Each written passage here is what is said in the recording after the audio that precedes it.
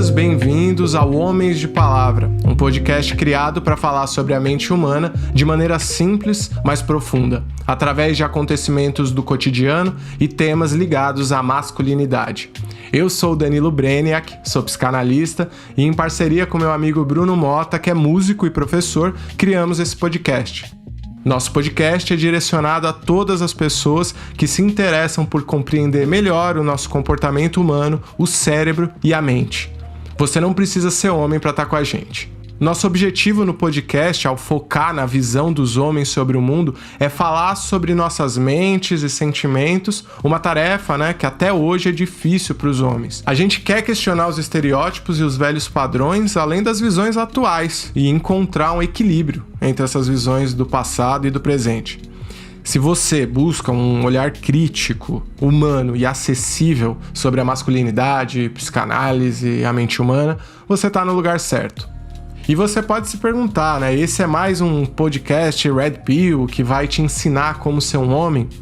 Na verdade não, pelo contrário, a gente criou esse espaço justamente porque existem muitas visões conflitantes sobre o que é masculinidade. Inclusive a gente sente isso na pele e a gente quer explorar essas questões de forma aberta, simples, mas profunda.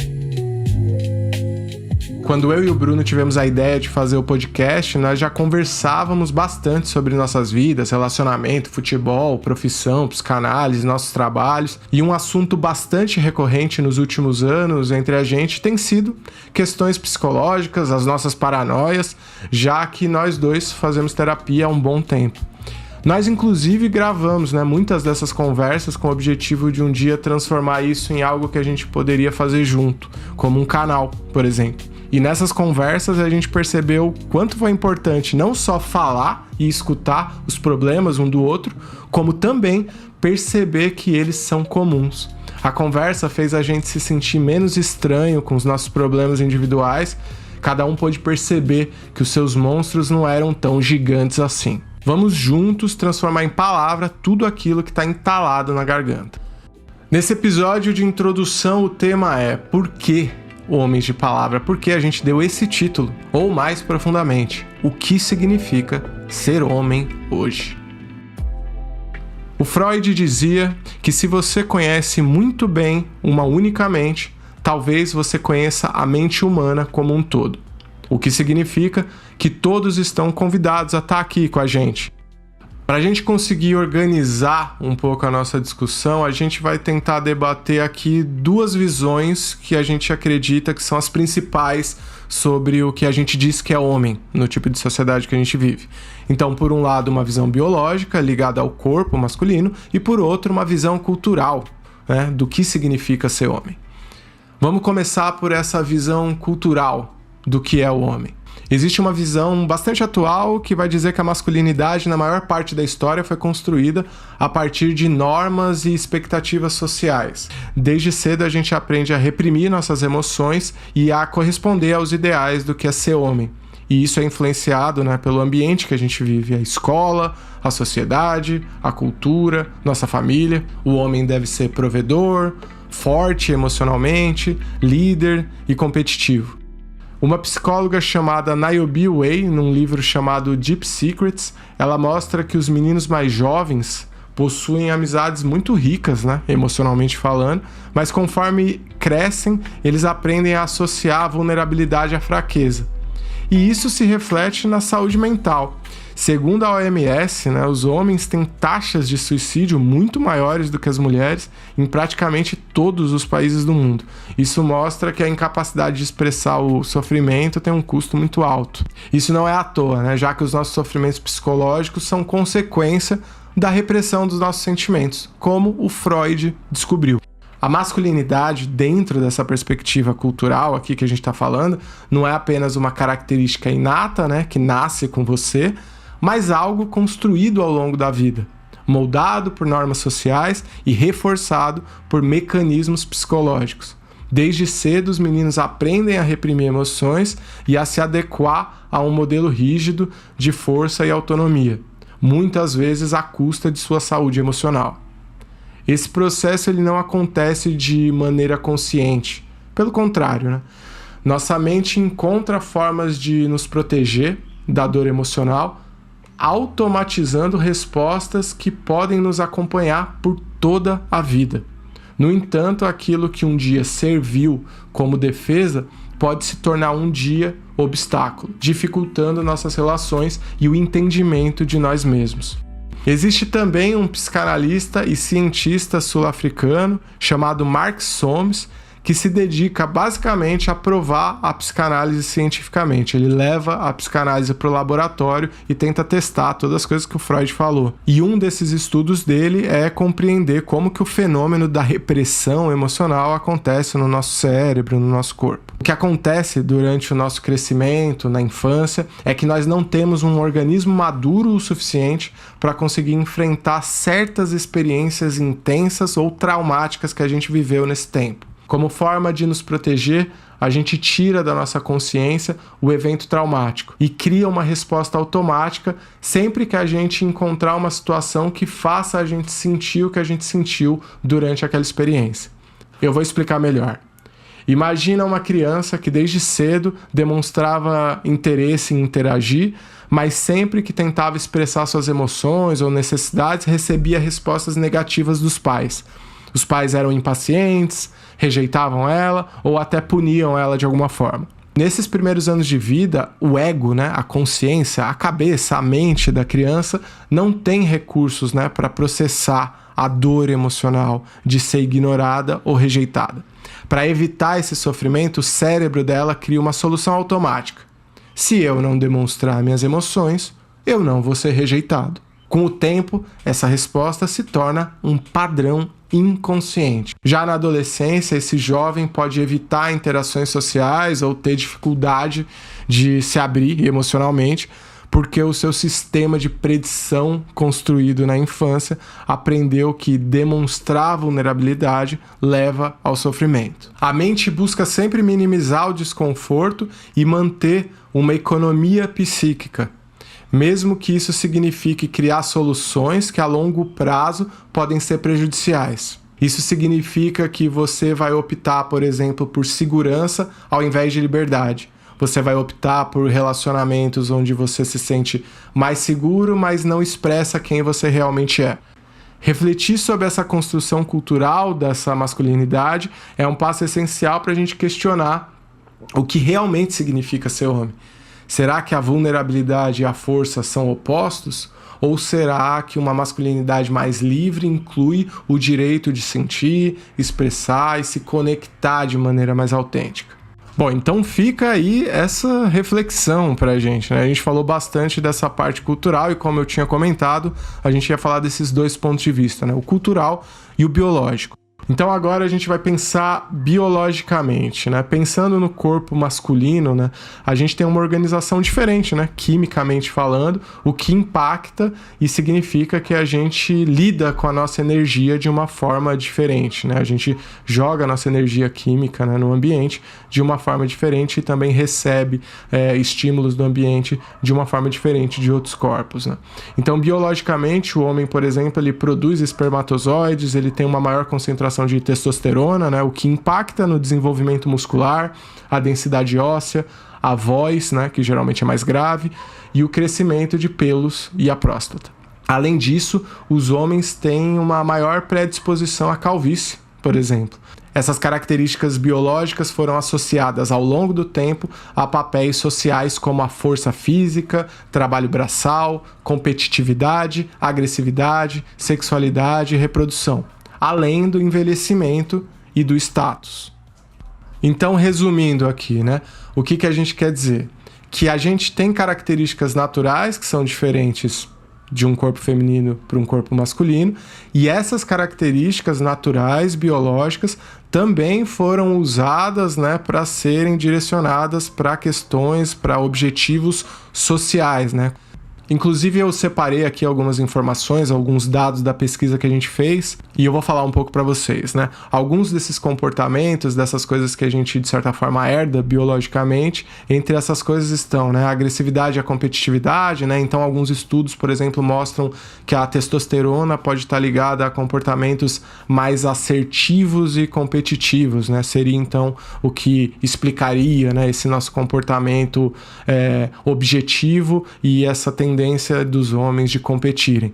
Porém, isso não significa, né, que a biologia determina totalmente o comportamento, né? É apenas uma influência. Diferenças cerebrais. Pesquisas em neurociência apontam que, em média, os homens apresentam um maior volume, assim, em áreas do cérebro que estão ligadas à orientação espacial. Isso pode explicar algumas diferenças de aptidões e preferências, que são escolhas, né? Que são escolhas diferentes que os homens fazem em relação às mulheres, mas obviamente isso não são regras, tá, gente? Não são regras fixas sobre o comportamento. Resistência física e metabolismo. Em termos evolutivos, o corpo masculino foi moldado para caça e defesa, o que resultou em maior capacidade de resistência e produção de força. Isso ainda influencia como os homens lidam com o esforço físico, alimentação e até envelhecimento. O meu pensamento de hoje sobre o que é ser homem, sobre masculinidade, está profundamente relacionado com o corpo, com a sociedade e o que essa sociedade espera do homem, né? Há algo em comum entre esses seres humanos, entre os homens, né, que produzem testosterona, especialmente em relação à forma física, à força, que na maioria das vezes é maior nos homens em comparação aos corpos femininos. Porém, a sociedade ainda exige certos comportamentos dos homens e enxerga eles de uma forma específica. Então, quando essa discussão sobre o que é ser homem sai do corpo e vai para as nossas ideias, né, para o nosso cérebro, para os nossos conceitos mentais, essa discussão ela fica um pouco mais ampla, complexa e meio abstrata. Então, quando eu estou falando aqui do corpo, eu estou falando daquilo que a gente é, né, do que eu, do que você, do que nós somos, e não daquilo que a gente tem. E olha só, né? Então o nosso cérebro, ele faz parte do nosso corpo, mas muitas vezes a gente age como se o nosso pensamento, como a gente falou pouco tempo atrás, como se o nosso pensamento, como se as nossas ideias fossem superiores ao nosso corpo. Então quando a gente está aqui falando sobre corpo, a gente não está necessariamente falando sobre um tipo de corpo específico, mas a gente está falando do corpo real, do corpo físico, em conflito ou em contraste, né, com o que a gente imagina que é o nosso corpo. Então, muitas vezes, a gente está pensando que a gente é uma coisa, a gente está projetando uma ideia sobre nós mesmos e não vivendo realmente o que nós somos. O corpo e a mente estão integrados. Cada um de nós é o seu corpo. Nós não temos um corpo, né? Por isso que eu ressaltei isso, né? O corpo, a gente não possui um corpo, a gente é o nosso corpo. Porém, estamos agindo cada vez mais como se o nosso corpo fosse apenas uma ferramenta, né? Como se fosse um mero hospedeiro da nossa mente. O René Descartes, um filósofo francês do século XVI, ele acreditava que a essência do ser humano estava no pensamento. E hoje, se você parar para pensar, né, com as redes sociais, tudo isso fica ainda mais confuso, né? Parece que a gente se tornou realmente uma imagem, um avatar. Esse assunto do corpo, ele parece ser um pouco difícil. A gente pode, inclusive, fazer um episódio só sobre isso, tá? Então não fiquem preocupados que dá para acompanhar bem aqui a nossa discussão. E essa coisa, né, da gente ter se tornado uma imagem, né, um avatar, me fez lembrar de um livro chamado Narcisismo, A Negação do Self, que é de um autor chamado Alexander Lowen, que era médico e terapeuta. Esse livro me fez repensar a visão sobre os homens, sobre a psicanálise, sobre a psicologia e também sobre o tipo de sociedade que a gente vive. Isso também me fez melhorar bastante o meu trabalho como psicanalista e compreender o papel crucial que o corpo desempenha nos nossos problemas emocionais e psicológicos. O corpo é o nosso único critério de realidade. Então é através do corpo que a gente existe, né? Que a gente sente o mundo. Nesse livro, o Lowen argumenta que o narcisismo é uma forma de abandonar o corpo físico e os sentimentos. A gente investe toda a energia que a gente tem numa imagem que nós criamos de nós mesmos na nossa mente. A gente cria essa imagem e abandona o nosso corpo para reagir a certos traumas que a gente viveu. Ou seja, você esquece do seu corpo real para atender à imagem que você criou de si mesmo e corresponder a ela. E você poderia até me questionar, né? Mas o narcisista não é aquela pessoa que é obcecada pela sua aparência física? Exatamente. E é isso que o Lowen explica. Essa aparência física é diferente da essência. Para o Lowen, a essência é o próprio corpo. Nos seus primeiros anos de infância, quando você estava crescendo e desenvolvendo raciocínio, pensamento, ideias, se percebendo como gente, você era basicamente seu corpo e suas emoções. E é esse corpo e essas emoções que o Lowen e vários outros autores, psicanalistas, terapeutas chamam de essência. Para concluir, eu acho que tanto a visão cultural quanto a biológica da masculinidade mostra como esse assunto é bem mais complexo, né? A pressão social para sermos fortes, independentes, emocionalmente contidos, ou seja, controlar nossas emoções, não demonstrar elas, realmente pesa sobre os homens, criando um ciclo, né, repetitivo de repressão emocional que acaba afetando a nossa saúde mental. O que muita gente não percebe é que por trás dessa máscara de força há uma dor silenciosa, uma dificuldade de se conectar com o que realmente sentimos. E isso não é à toa. Como mencionei, Freud já falava sobre como os mecanismos de defesa da infância se tornam padrões automáticos que nos acompanham, muitas vezes sem que a gente perceba, de forma inconsciente. Por outro lado, a biologia também desempenha o seu papel. Claro que as diferenças físicas, como a testosterona, influenciam sim as nossas características e até comportamentos, mas como a gente viu, isso não define a gente na nossa totalidade.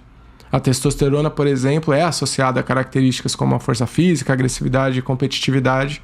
No entanto, essas qualidades não precisam ser reprimidas ou negadas para que a gente seja homens emocionalmente equilibrados e saudáveis. O problema surge quando essas características, né, se elas não forem reconhecidas e direcionadas de uma maneira saudável, inclusive conversadas, né, escutadas, elas se transformam em comportamentos destrutivos, como a violência de gênero, para dar um exemplo.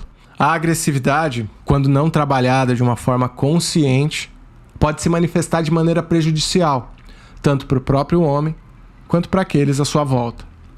Porém, quando canalizada de uma maneira adequada, pode ser uma energia transformadora e positiva, seja para um desafio pessoal ou para a construção de um ambiente mais competitivo, mais assertivo, mas sem passar por cima de valores humanos essenciais como o respeito e a empatia. Então, a verdadeira questão não é suprimir as características que nascem com a gente, mas aprender a integrar elas de uma forma que o resultado não seja sofrimento ou comportamentos, como a gente gosta de falar hoje, né? Comportamentos tóxicos, como as agressões, por exemplo.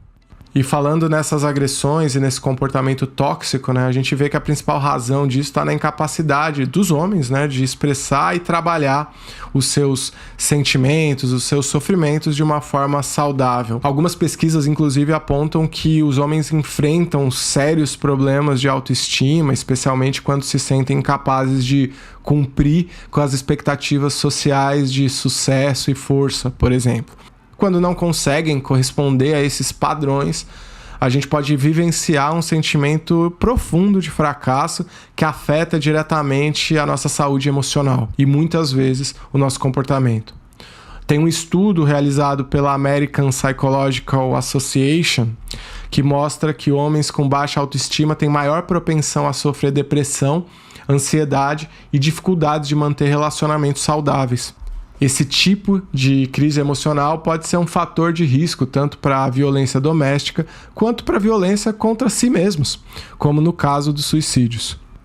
Então, ao refletirmos sobre o que significa ser homem, a gente precisa olhar para esses dados e reconhecer que muitas vezes a pressão, né, de ser o homem ideal, talvez o forte, né, o autossuficiente e imune às emoções, pode ser fatal. Então é isso, gente. Chegamos ao fim do primeiro episódio. Espero que vocês tenham gostado. Convido todos vocês a refletir sobre o que é ser homem no mundo de hoje Deixem seus comentários, sugestões, temas que vocês gostariam de ver por aqui. Mais pra frente a gente vai deixar também alguns links para vocês contribuírem, né, com o nosso trabalho, se vocês acharem o nosso trabalho interessante, né, e quiserem que ele continue. E é isso. Até o próximo episódio. Esse foi o primeiro episódio do podcast Homens de Palavra. Ele conta com a produção de Bruno Mota e Danilo Brenick. A apresentação foi do Danilo Brenick, roteiro Danilo Brenick, co-roteirista Bruno Mota, técnico de som Bruno Mota. E é isso, gente. Fiquem ligados nas nossas redes, porque lá a gente vai divulgar as datas dos próximos episódios. Lá também vai ter conteúdos, cortes, enquetes pra gente puxar tema e vocês participarem com a gente. Anota aí então, @Homens de Palavra 2025. Esse é o nosso Instagram, de novo, @Homens de Palavra 2025. Então é isso, gente. Um grande abraço, uma ótima semana e a gente se vê por aqui. Tchau!